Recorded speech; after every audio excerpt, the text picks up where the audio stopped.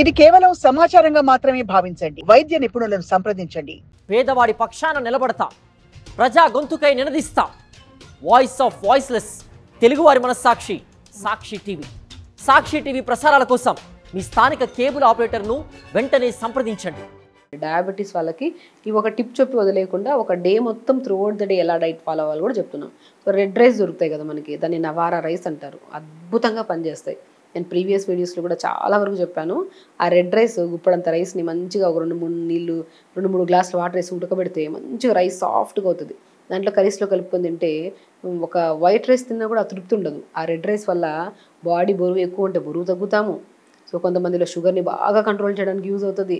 థైరాయిడ్ని control చేయడానికి చాలా use అవుతుంది. సో డయాబెటిక్ వాళ్ళలో నేను రెడ్ రైస్ని ఎక్కువ ప్రిఫర్ చేస్తాను. సో తక్కువ రైస్ ఎప్పుడైనా సరే అరిచేయంత పొట్టలో మనం ఎంత వేయగలుగుతాం అంతే వేయాలి. ఎక్కువ వేస్తే అది షుగర్ని పెంచుతుంది, అన్నీ లేని డిసీజెస్ అన్ని పెంచుతుంది. సో కాబట్టి మనం రైస్ ఎంత కర్రీస్ ఎక్కువ పెట్టుకొని తినడము, డిన్నర్కి వచ్చాక బార్లీ దోశ కానీ పెసరట్టు కానీ ఏదో ఒకటి లిమిట్గా తీసుకోవడం, ఇదే ప్యాటర్న్ ఫాలో అయిపోయి ప్రతిరోజు 40 మినిట్స్ అన్న యోగా చేయండి. యోగాలో కూడా పవనముక్తాసనం ఒకటి, ధనురాసనం ఒకటి, కపాలభాతి ప్రాణాయామం ఒకటి, ఇవి కొద్దిగా ఫ్రీక్వెన్సీ కొద్దిగా పెంచుకుంటూ చేస్తున్నారనుకోండి, మీ షుగర్ లెవెల్స్ మీ చేతుల్లోనే ఉంటుంది. మీ షుగర్ని మనం కంట్రోల్ చేసుకోవడము, అరే షుగర్ వచ్చిందని భయంకరంగా ఆలోచిస్తూ బాడీలో కార్బన్ డైఆక్సైడ్ లెవెల్స్ పెరిగి దానివల్ల బీపీ కూడా వస్తుంది. షుగర్ని ఈజీగా తీసుకోవాలి, లైఫ్ స్టైల్ని మార్చుకోవాలి అండ్ నిద్ర సెట్ చేసుకోవాలి. డెఫినెట్గా షుగర్ని మనం కంట్రోల్ చేసుకోవచ్చు. ప్రాక్టికల్గా ఎన్నో వేల కేసెస్ మా దగ్గరికి వచ్చి షుగర్ని కంట్రోల్ చేయలేమేమో భయపడుతూ వస్తుంటారు. నేను ఒకటే అంటాను, లైఫ్ స్టైల్ని మార్చుకోండి. పర్మనెంట్గా మెడిసిన్స్ లేకుండా కూడా మనం చేసుకోవచ్చు. కానీ కంపల్సరీ మానిటర్ చేసుకోవాలి. మనం షుగర్ ఒకసారి మనం డైట్ ఫాలో అవుతున్నామంటే వీక్లో ఒక్కసారి షుగర్ ఫాస్టింగ్ ఎలా ఉంది, పోస్ట్ ఎలా ఉంది, అలా మానిటర్ చేసుకున్నప్పుడు కరెక్ట్ మోతాదులో పర్ఫెక్ట్గా వస్తున్నప్పుడు మీరు మంత్లీ వన్స్ చేసుకున్న ఇబ్బంది లేదు.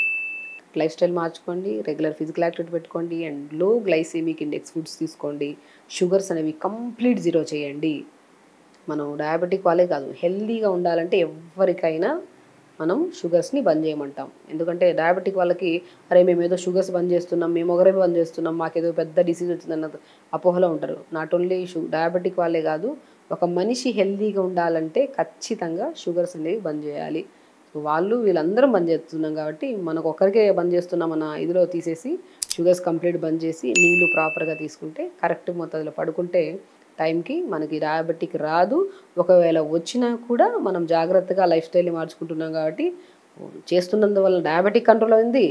చేసే ప్రయత్నం డయాబెటిక్ వస్తే ఎన్నో రకాల డిసీజెస్ మనకు రాకుండా కూడా మనం కాపాడుకోవచ్చు. వెరీ సింపుల్ టెక్నిక్స్, అది ఫాలో అయితే సరిపోతుంది మనకి.